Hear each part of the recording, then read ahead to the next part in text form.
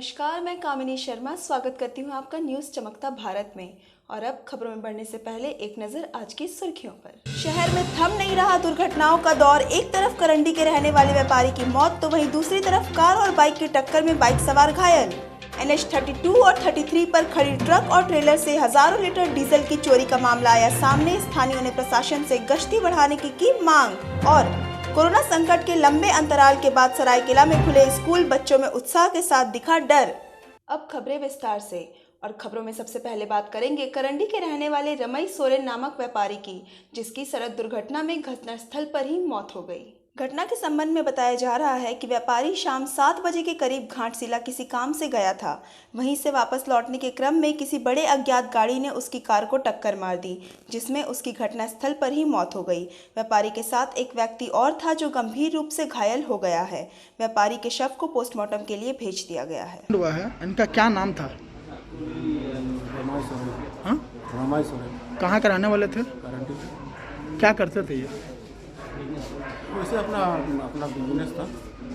कैसे हुआ है? कहाँ जा रहे थे? कैसे हुआ है? सर एक्चुअली घाटशिला गए थे, घाटशिला से जब वापस आ रहे थे। घाटशिला कब गए थे?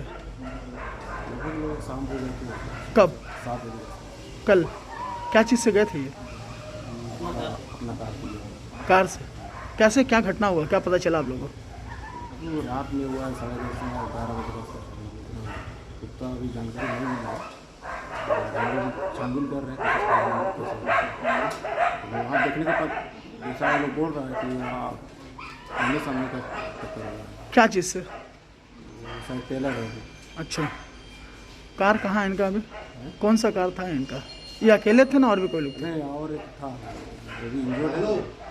अच्छा, एक किस जगह पे घटना हुआ है? वो जगह का नाम तो हमको नहीं ठीक से याद है। घाटशिला रोड, थाना? वो काली मंदिर है, काली मंदिर। हाँ, थाना अंजम। जगह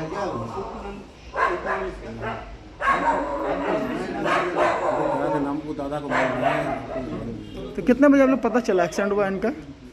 से हम लोग को करीब 1 बजे के आसपास पता चला। क्या करते थे ये? काम क्या करते थे? ये वो अपना बिजनेस था। घाटशिला कुछ काम से गए थे क्या? हाँ, आपका क्या नाम है? किसी में और वहीं शहर में दिन प्रतिदिन सड़क दुर्घटना बढ़ती जा रही है। आए दिन लोग दुर्घटना के शिकार हो रहे हैं।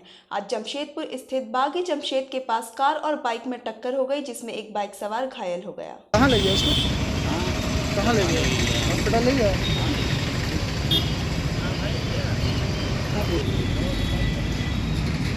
वहीं सरायकेला में NH 32 और 33 हाईवे पर लगातार ढाबे पर खड़ी लंबी दूरी की ट्रक और ट्रेलर से हजारों लीटर डीजल की चोरी का मामला सामने आया है। बताते चलें कि पिछले कई माह से हाईवे पर डीजल चोर का गिरोह सक्रिय रूप से काम कर रहा है। इस तरह की गिरोह सक्रिय रूप से काम कर रही है, इसकी भनक स्थानीय थाना तक को नहीं थी। मामला सोमवार का है, जब चांडिल थाना क्षेत्र के रामगढ़ चिलगू भागुडी के समीप ढाबे मालिक के साथ ट्रेलर ड्राइवर की विवाद बढ़ी और मामला थाना पहुंचा। बीती रात को NH 32-33 के ढाबे खड़ी गाड़ी से कुल 1000 लीटर डीजल अज्ञात चोरों ने निकाल लिया। इस मामले को लेकर स्थानीय ढाबा मालिक ने स्थानीय प्रशासन से हाईवे पर रात्रि गश्ती बढ़ाने की मांग की है। आज काली मंदिर से लेकर NH 33 यहाँ से लेकर के चौका तक भारी मात्रा में रात्रि 11 बजे से लेकर 3 बजे तक डीजल चोरी एवं बैटरी चोरी भारी मात्रा में हो रहे, और यहाँ के प्रशासन नींद में सोए हुए हैं। अविलंब इसके ऊपर कार्रवाई होना चाहिए। जो भी चोरी किए हैं गलत है, उसके ऊपर अविलंब कार्रवाई होकर सलाह के पीछे डालना चाहिए। जैसे देखिए बगल का होटल में माँ भवानी, माँ शेरावली, यहाँ दिनों दिन काले, यहाँ दलमा गार्डन होटल में भी चोरी हुआ। ऐसे बहुत सारे होटल के बगल में जो भी गाड़ी खड़ा करते हैं, धड़ल्ले से हजारों लीटर चोरी होता है। और अविलंब इसके ऊपर कार्रवाई होना चाहिए और इसके ऊपर एक्शन हो के सलाह के चोरी को सलाह के पीछे डालना चाहिए। प्रशासन को त्वरित कार्रवाई करना चाहिए। जैसे यहाँ भादुडी से लेकर के चिलगू, यहाँ कालियाडी, पाटाडाउन से लेकर चौका, फिर यहाँ गोल चक्कर, यहाँ भारी परम पर बैटरी से लेकर सब चोरी होता है। इसको कानूनी कार्रवाई होकर के इस लोग को जेल डालना चाहिए। अरे आज का नहीं, हमको लग रहा 6 महीना से लगातार जारी है। इसको अविलंब इसको पकड़ कर कानूनी ये करके इसको सलाह के पीछे डालना चाहिए। टाइम टेल एक बार बोलें तो। 11 बजे से लेकर रात 3 बजे तक धड़ल्ले से चोरी होता है। आपका नाम बताइए, नाम बोलो। मैं जेएमएम जिला सचिव सरायकेला खरसावां। वहीं इधर सरायकेला में कोरोना संक्रमण की गाइडलाइन को मानते हुए खरसावां जिले में सोमवार को 80 सरकारी सहित कुल 95 स्कूलों में 10वीं एवं 12वीं की कक्षा प्रारंभ हुई। सोमवार को विद्यालयों में छात्रों की उपस्थिति काफ़ी कम देखी गई। 9 महीने बाद विद्यालय में पहुंचे छात्र काफ़ी सहमे हुए थे। हालांकि शिक्षकों द्वारा उन्हें पूरी तरह से उत्साहित किया गया। वहीं बच्चों ने बताया कि काफ़ी लंबे अंतराल के बाद हम स्कूल आए हैं और स्कूल आने से हमें बहुत ही अच्छा लग रहा है। अच्छा, लगभग 9 से 10 महीना हो गया स्कूल खुला है कोरोना को लेकर, तो स्कूल आए कैसे लग रहा है इतना दिन के बाद? अच्छा लग रहा है। अच्छा, एग्ज़ाम भी नज़दीक आ गया है, तो किस तरह का लग रहा है इस बार? क्या कुछ और हम लोग स्कूल आए तो अभी टीचर लोग से बात करके अच्छा से सर समझाने सकेंगे। अच्छा, तो इतना दिन ऑनलाइन में पढ़ाई हुआ तो क्या कुछ लग रहा है इस तरह? किस तरह का एग्ज़ाम जाएगा लग रहा? अभी अगर स्कूल हुआ है तो अच्छा ही जाएगा एग्ज़ाम। अच्छा, किस तरह का पढ़ाई चल रहा है स्कूल में? स्कूल में अच्छा हो रहा है, सब अच्छा से समझाने सक रहे हैं, हम अच्छा से समझने भी सक रहे हैं। अच्छा, क्या नाम हो? सेमी मंडल। अच्छा सर, कोरोना को लेकर लगभग 9 से 10 महीना स्कूल बंद था, बहुत दिनों के बाद स्कूल खुला है, तो इसको लेकर क्या कुछ कहना चाहेंगे? विद्यालय तो बच्चों के बिना विद्यालय का अस्तित्व ही नहीं है, लेकिन उपाय नहीं था। केवल हमारे एरिया नहीं है, पूरा चारों तरफ स्थिति थी और अभी इसका जो इंटेंसिटी था वो काफ़ी लो हो गया है और जो सरकार का गाइडलाइंस है बच्चों के लिए, विद्यालय के लिए, वो सारे नॉर्म्स एंड कंडीशंस पूरा करते हुए हम लोग खोल रहे हैं। अच्छा स्थिति है, अच्छा मतलब प्रयास भी है, सराहनीय कदम है। 10th और 12th का बोर्ड एग्जाम है उनका। अच्छा, कुछ दिन बाद एग्जाम है, तो उसको लेकर किस तरह का याद दिया जा रहा है? अभी अगर हम लोग को 3 महीना कम से कम रेगुलर मिल जाए तो बहुत हद तक हम लोग कोर्स कंप्लीट कर लेंगे। बच्चा को बहुत हद तक हम लोग दे पाएंगे चीज़ों को, तो जितना कमी है उसको पूरा करने में हेल्प होगा। अच्छा सर, बच्चा का समय कितना बजे है? हम लोग का आने का समय 10 बजे से लेकर छुट्टी का समय 2:30 बजे तक रखें। तो क्या कुछ व्यवस्था रखा गया है? अभी भी लगभग जिले में कोरोना संक्रमण मरीज मिल रहे हैं डेली। तो हर क्लासेस को सैनिटाइज किया गया है। अच्छा, प्रत्येक दिन सैनिटाइज भी हो रहा है उनके जाने के बाद। हर रूम, हर बेंच, डेस्क सबको सैनिटाइज किया गया। काल ये नगर पंचायत को भी हम लोग सूचना किए थे, उनके ओर से भी अध्यक्ष महोदय के हेल्प से कि यहाँ सैनिटाइज भी हुआ, विद्यालय पूरा हर रूम सैनिटाइज हुआ। अच्छा, हम बच्चों लोग को किस तरह थर्मल का गन भी रखे हैं, सैनिटाइजर भी रखे हैं, हैंड वॉश भी रखे हैं। अच्छा, एक रूम में लगभग कितने बच्चों को बिठाया जा रहा है? मैक्सिमम 15 से 20। बड़ा हॉल है हम लोग का, 15 से 20। आपका नाम? बैठने का कैपेसिटी तो 80 के आसपास है। अच्छा, आपका नाम सर? जी, नाम क्या है? पार्थ सारथी आचार्य। वहीं जमशेदपुर मजदूर संघ के किसानों के समर्थन में देश के राष्ट्रपति के नाम उपायुक्त पूर्वी सिंहभूम को ज्ञापन सौंपा। ज्ञापन के माध्यम से देश में राष्ट्रपति शासन लागू करने की मांग की गई। बता दें कि आज मजदूर संघ के किसानों के समर्थन में देश के राष्ट्रपति के नाम उपायुक्त पूर्वी सिंहभूम को ज्ञापन सौंपा गया। उनका कहना है कि पिछले 1 माह से किसान भाई दिल्ली की चौराहे पर बैठे हैं। पूरा विश्व देख रहा है, मगर नरेंद्र मोदी की सरकार को किसानों का दर्द नहीं दिख रहा है। आज नरेंद्र मोदी की सरकार से हर वर्ग दुखी है, चाहे वह मजदूर हो या किसान। हम लोग ज्ञापन के माध्यम से राष्ट्रपति से मांग करते हैं कि देश पर राष्ट्रपति शासन लागू होना चाहिए, अन्यथा हम लोग धरना प्रदर्शन करेंगे। साथ ही उन्होंने कहा कि अगर हमारी मांगों को पूरा नहीं किया गया तो सिर्फ हम ही नहीं बल्कि पूरा देश सरकार के खिलाफ खड़ा हो उठेगा। नरेंद्र मोदी इस्तीफा दो, भाजपा सरकार इस्तीफा दो, नरेंद्र मोदी इस्तीफा दो। हम लोग ऐसे मजदूर है झारखंड के जिसका शोषण विगत 40 वर्षों से होता आ रहा है। हमें दर्द है कि किसी मजदूरों के साथ अन्याय होता है, किसी आम लोग अन्याय होता है तो क्या होता है। हम लोग देखें कि दिल्ली के चौराहे पर हिंदुस्तान के अन्नदाता किसान आज विगत 1 माह से धरने पर है। पूरा विश्व देख रहा है, लेकिन देश के प्रधानमंत्री भाजपा निष्ठुर सरकार उन किसानों को देख नहीं रही है जो आज कई संख्या में मारे गए हैं, इनकी हत्या हो गई। आप लोग किस लिए आए हैं? हम लोग उन्हीं के समर्थन में यहाँ पर आए हैं और माननीय राष्ट्रपति महोदय के नाम हम लोगों ने ज्ञापन हमारे उपायुक्त महोदय के माध्यम से भिजवाया है कि देश पर राष्ट्रपति शासन लागू किया जाए। देश स्थिर नहीं है, आज के दिन में हर वर्ग दुखी है। आपका नाम? ज्ञान सागर, कानवाई चालक, मजदूर प्रतिनिधि, जमशेदपुर, झारखंड। वहीं सरायकेला जिले के गमरिया प्रखंड के शहनाई भवन में आजसू पार्टी द्वारा जिला स्तरीय कार्यकर्ता सम्मेलन का आयोजन किया गया, जिसमें झारखंड सरकार के विरुद्ध 29 दिसंबर को जिला मुख्यालय में 1 दिवसीय आंदोलन का ऐलान किया गया। आजसू पार्टी केंद्रीय के दिशा निर्देश पर पूरे राज्य में हेमंत सोरेन की सरकार की वादा खिलाफी को लेकर 29 दिसंबर को सभी जिला मुख्यालयों में आजसू पार्टी जन आंदोलन करने का निर्णय लिया गया।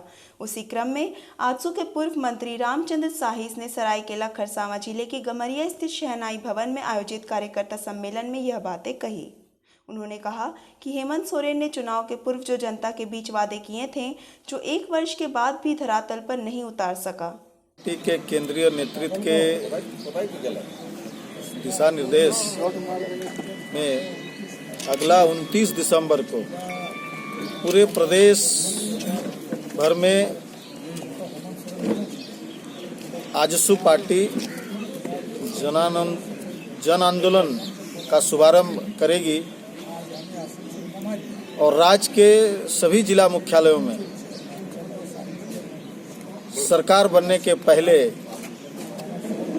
जो राज्य के वर्तमान माननीय मुख्यमंत्री जी ने जो लोक लुभावन वादा किए थे, उनको उस दिन हम लोग याद दिलाएंगे कि आप चुनावी घोषणा पत्र में, यानी आप चुनाव पूर्व जो संकल्प लिए थे राज्य के लिए, राज्य के जनता के लिए, आपको एक बार हम लोग फिर से याद कराएंगे,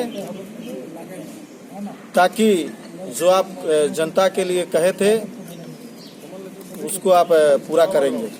वहीं कोवाली थाना क्षेत्र के हल्दी पोखर नागा नदी में नवनिर्मित पुलिया के डायवर्शन पर अनियंत्रित होकर एक ट्रक नदी में घुसा। बताते चलें कि ट्रक पर आयरन ओर लदा हुआ था जो उड़ीसा से जमशेदपुर आ रहा था। घटना के संबंध में बताया जा रहा है कि सुबह के लगभग 4 बजे उड़ीसा से जमशेदपुर आने के क्रम में हल्दी पोखर नागा नदी पर स्थित डायवर्शन पर ट्रक अनियंत्रित होकर नदी में जा घुसा।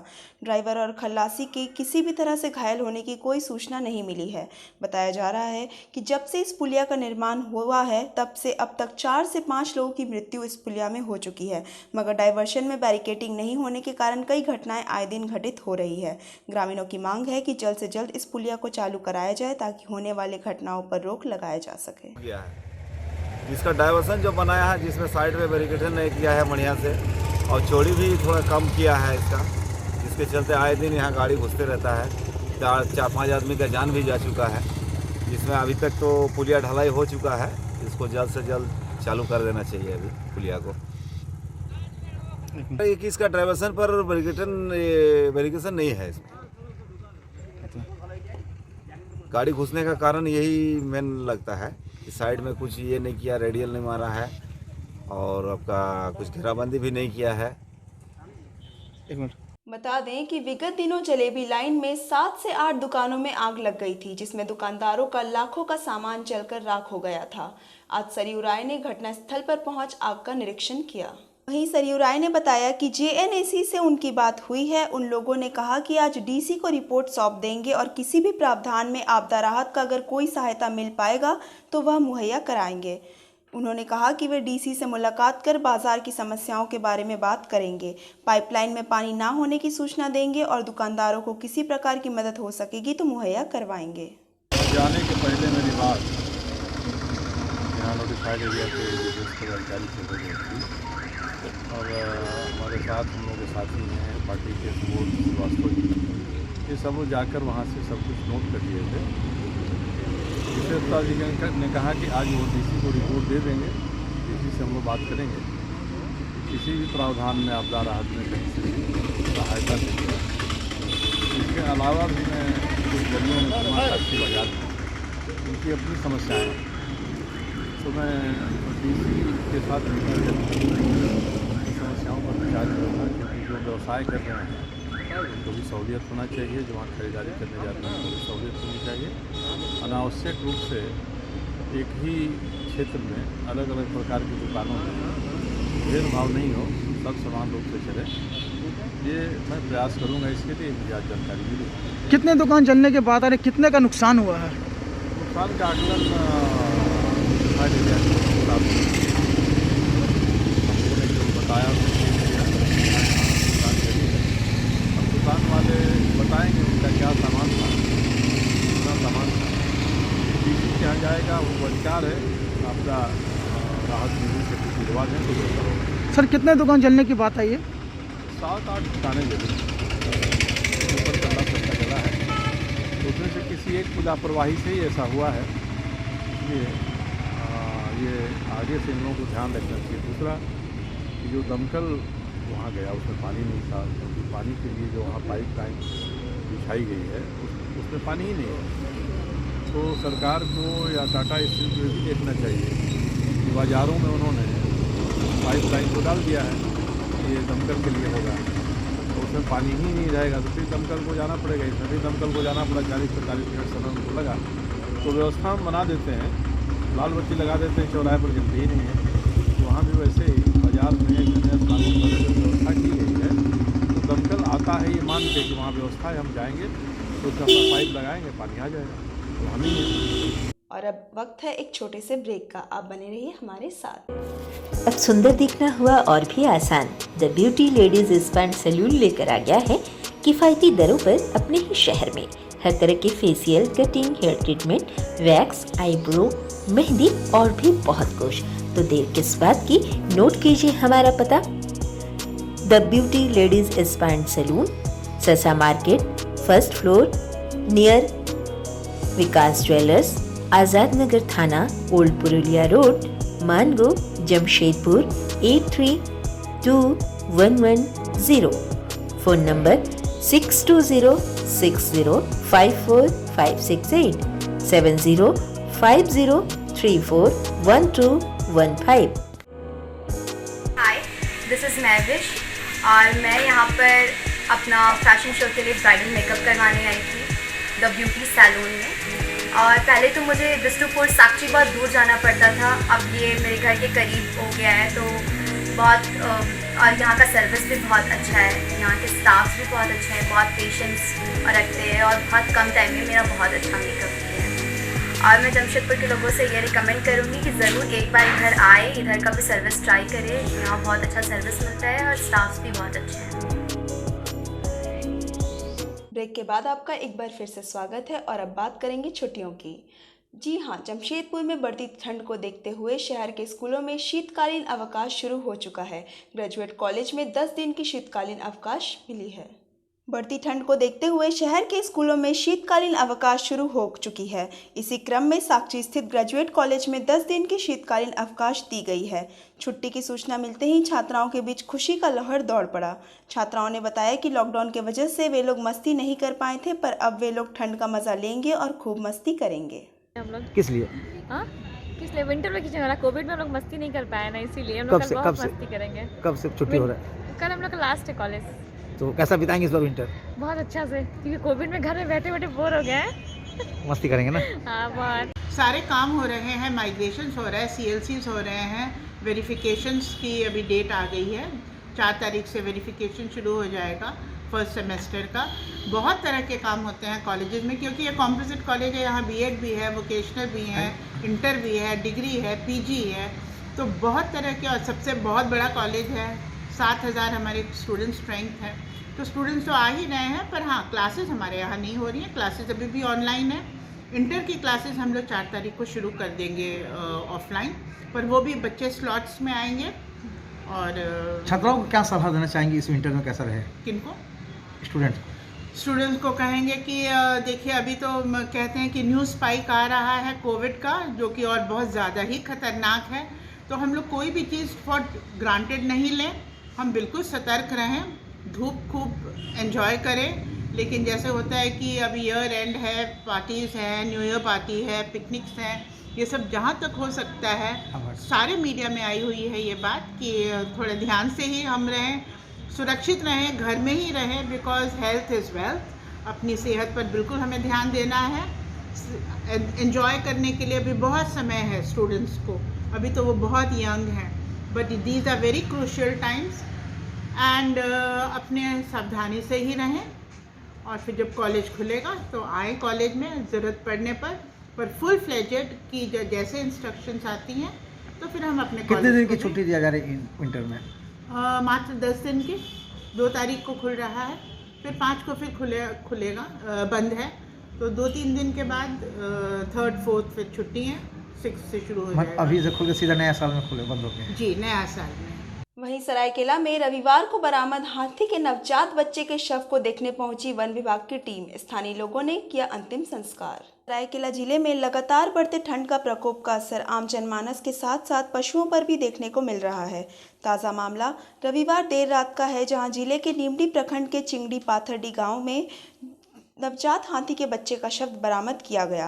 प्राप्त जानकारी के अनुसार रविवार रात हाथियों का झुंड इस गांव में घुस आया था। वहीं देर रात लगातार बढ़ रहे ठंड के बीच संभावना जताई जा रही है कि यह नवजात बच्चा झुंड से बिछड़कर खेतों की तरफ आ गया था। इधर सोमवार अहले सुबह हाथियों का झुंड वापस घने जंगल की ओर निकल गया, जबकि झुंड से बिछड़े नवजात बच्चे की मौत हो गई। इधर मामले की जानकारी होने पर बड़ी संख्या में आसपास क्षेत्र के ग्रामीण नवजात बच्चे को देखने पहुंचे। वहीं स्थानीय लोगों द्वारा वन विभाग को नवजात हाथी के बच्चे के शव प्राप्त होने की सूचना मिली है। इधर वन विभाग की टीम मौके पर पहुंच गई। संभावना है ये ठंडा से ही मिला, इसका हो सकता है आज 3-4 बजे मारा होगा, ठंडा से ही इसका मारा। और हम लोग फॉरेंसिक रिपोर्ट के लिए दूसरा सब ऑर्गन सब भेज दिए और उसमें फाइनल उसी से कंफर्म हो गया। आपका नाम सर? मेरा नाम है डॉक्टर लाइसरम गोसाई सिंह, ब्रह्मणसिंह पशु चिकित्सा पदाधिकारी चांदी। हमें ये सूचना मिली कि यहाँ पे हाथी का बच्चा मरा हुआ पाया गया, तो फिर जो पशु चिकित्सक वगैरह उनके साथ आकर के यहाँ पे जो पोस्टमार्टम कराया गया, उसमें से ये पता चल रहा है कि ये थर्मल शॉक, ठंडा लगने से नवजात शिशु है, उसके कल रात में ही शायद इसको जन्म दिया गया होगा और उसके उपरांत 2-3 घंटे के बाद मुझे लगता है थर्मल शॉक से ठंड के कारण इस बच्चे की मृत्यु हो गई। और विस्तृत इसकी जो है सूचना जानकारी ये जब पोस्टमार्टम रिपोर्ट हमें मिल जाएगा उसके बाद उससे स्पष्ट हो जाएगा। लेकिन प्राइमरी फेस है, जैसा कि यहाँ डॉक्टर साहब भी बता रहे हैं, ये थर्मल शॉक से इसकी मृत्यु हुई।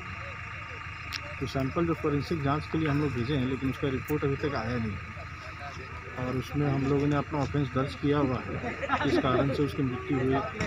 उसका विस्तृत हम लोग शिनाख्त करेंगे, जांच करेंगे। इसमें अगर किसी की भी संलिप्तता होगी तो उसके अगेंस्ट हम लोग कार्रवाई करेंगे। कि थाना में इस संदर्भ में प्राथमिकी भी दर्ज की गई है, तो उनके स्तर से भी खोजबीन की जा रही है और हम लोग भी अपने स्तर से खोजबीन कर रहे हैं। ठीक है, जैसे ही इसमें किसी दोषी व्यक्ति को चिन्हित किया जाएगा तो उसमें उनके अगेंस्ट हम लोग विधि सम्मत कार्रवाई बिल्कुल करेंगे। Thank you. शिनाख्त जारी है, जल्द से जल्द उसमें कुछ न कुछ कार्रवाई जरूर है। सर आपका नाम पदनाम? आदित्य नारायण, वन प्रमंडल पदाधिकारी, सरायकेला वन प्रमंडल। वहीं उत्तर पूर्वी बागबेड़ा मुखिया नीनू खुदादा ने विगत दिनों अपने ऊपर लगे इल्जाम को गलत बताते हुए उपायुक्त पूर्वी सिंहभूम को ज्ञापन सौंपा। उन्होंने बताया कि कुछ लोग अपने स्वार्थ के लिए उनकी छवि को खराब करने की कोशिश कर रहे हैं, जिससे आगामी पंचायत चुनाव में वे हार जाएं और उनके द्वारा खड़ा किया हुआ मुखिया जीत जाए। मुखिया ने बताया कि सुभाष कुमार मित्तल, रामजय सिंह त्यागी, मनोज कुमार सिंह एवं अन्य समर्थकों द्वारा बूथ नंबर 35 में भारी मात्रा में गड़बड़ी की गई है और BLO के साथ मिलकर ऐसे लोगों का नाम जुड़वाया गया है जो बाहरी क्षेत्र में रहते हैं। इतना ही नहीं, विगत 5 वर्षों से उनके ऊपर ऐसा झूठा आरोप इन लोगों द्वारा लगाया जा रहा है। आज हम आए हैं क्योंकि कल के डेट में कुछ लोग हमारे पंचायत के जो हमारे विपक्षी लोग हैं, उन लोग आए थे यहाँ पे, उपायुक्त महोदय की यहाँ ज्ञापन दिए हैं और हमारा गलत नाम का गलत अफवाह फैला रहे हैं, जो कि हमारे लिए सही नहीं है। चुनाव का समय है, हमारे छवि को खराब किया जा रहा है और हमारे पंचायत के जो 6 बूथ है, उस बूथ में 35 नंबर बूथ जो है उसमें BLO के साथ मिल के उन लोगों ने बाहरी लोगों का वोटर कार्ड बनाया है, जिसका मैंने विरोध किया। तो उन्होंने हमारे ऊपर गलत आरोप लगाया और गलत आरोप लगा के हमारे ऊपर जो झूठा मुकदमा दर्ज करने का प्रयास भी किया। आपका क्या नाम है? मैं उत्तरपुरी बागबेड़ा की मुखिया नीनू पुदादा। वार्ड कितना है आपका? वार्ड नंबर कुछ? वार्ड नहीं, हमारा पंचायत का नंबर है 7 नंबर। आजादनगर थाना क्षेत्र में मारपीट के कई मामले में फरार मोहम्मद वाजिद को टाइगर मोबाइल के जवानों ने बीती रात आजादनगर स्थित बहरा मैदान से गिरफ्तार कर लिया है। टाइगर मोबाइल का जवान मोहम्मद इरफान उसे पकड़कर मानगो थाना ले गया, जहां पता चला कि उसके खिलाफ पहले से ही कई मामले दर्ज हैं। और जमशेदपुर के Sonari north layout Durga Puja committee के द्वारा एक पिकनिक का आयोजन किया गया, जो कि चांडिल क्षेत्र के डुबो गांव में संपन्न हुआ।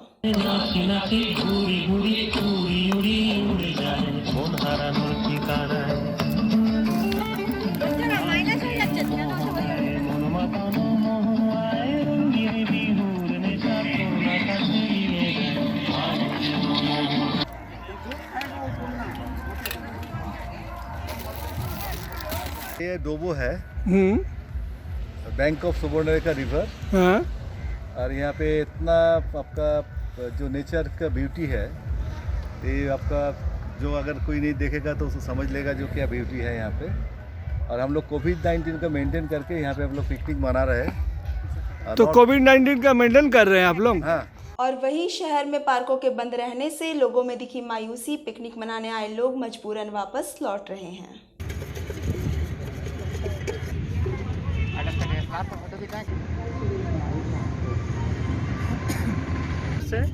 और थ्रू आउट इंडिया बाकी सब तो ओपन हो गया, जू पार्क सब ओपन हो गया जैसा हम लोग को पता चलता है न्यूज़ में।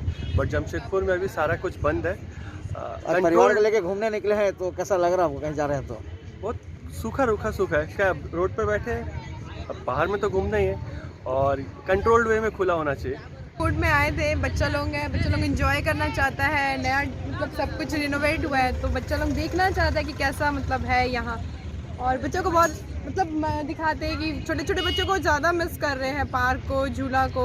तो टाटा स्टील को सोचना चाहिए और जमशेदपुर की जनता को भी सोचनी चाहिए कि कुछ करे। क्या नाम है आपका? खुशबू कुमारी। वहीं सरायकेला जिले के चांडिल के कपाली नगर परिषद क्षेत्र में 3 दिनों से पानी की सफाई के नाम पर सप्लाई ठप होने से ग्रामीण परेशान।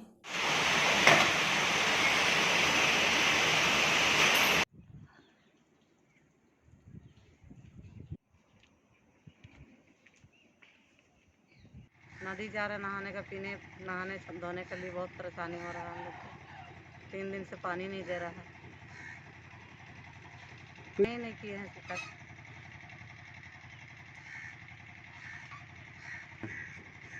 हम लोग को तो कुछ मालूम नहीं है अभी कैसे दिक्कत नहीं हो रहा है। क्या बोलते हैं कि 2-4 दिन, 5 दिन, कभी 8 दिन, हफ्ता 15 दिन भी हो जाता है पानी नहीं देता। अभी भी 3 दिन से पानी नहीं दे रहा है।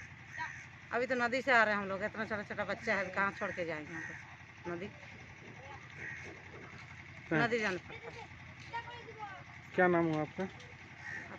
मेरा नाम होगा ओहिरा। और सरायकेला जिले के राजनगर प्रखंड क्षेत्र के कादल स्थित उत्क्रमित उच्च विद्यालय में श्रमिक शिक्षा बोर्ड का 2 दिवसीय प्रशिक्षण कार्यक्रम संपन्न हुआ।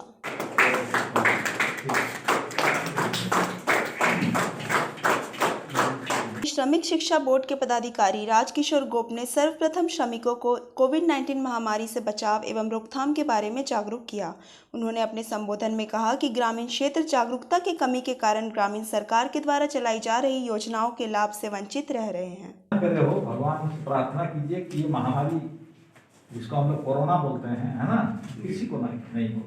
और टीएमएच जो है 1 दिसंबर से सरकार को लिख के बोल दिया है कि जो भी हमारे पास कोरोना पॉजिटिव पेशेंट आएगा ट्रीटमेंट के लिए, उसको 1,18,000 रुपया खर्चा करना पड़ेगा।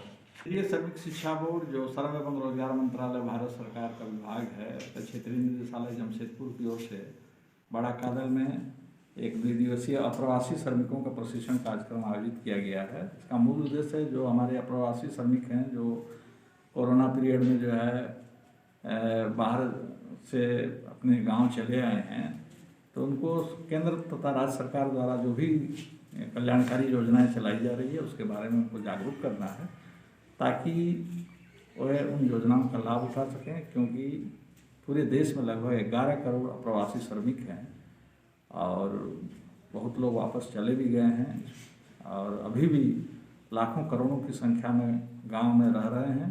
उनके पास रोज़गार का काफ़ी अभाव है और रोज़गार प्राप्त करना उनके लिए एक ज्वलंत समस्या बनी हुई है। इसलिए सरकार जो है हम लोग को निर्देश दिया है कि ऐसे अप्रवासी श्रमिकों का प्रशिक्षण कार्यक्रम आयोजित किया जाए और उनको कल्याणकारी योजनाओं के बारे में बता करके उनको उन योजनाओं का लाभ उठाने के लिए प्रेरित किया जाए। और अब चलते चलते एक नजर आज की सुर्खियों पर। शहर में थम नहीं रहा दुर्घटनाओं का दौर। एक तरफ करंडी के रहने वाले व्यापारी की मौत तो वहीं दूसरी तरफ कार और बाइक की टक्कर में बाइक सवार घायल। NH 32 और 33 पर खड़ी ट्रक और ट्रेलर से हजारों लीटर डीजल की चोरी का मामला आया सामने। स्थानीयों ने प्रशासन से गश्ती बढ़ाने की मांग। और कोरोना संकट के लंबे अंतराल के बाद सरायकेला में खुले स्कूल, बच्चों में उत्साह के साथ दिखा डर। शहर के प्रमुख खबरों के साथ जुड़े रहने के लिए देखते रहिए न्यूज़ चमकता भारत। आज के लिए सिर्फ इतना ही। नमस्कार।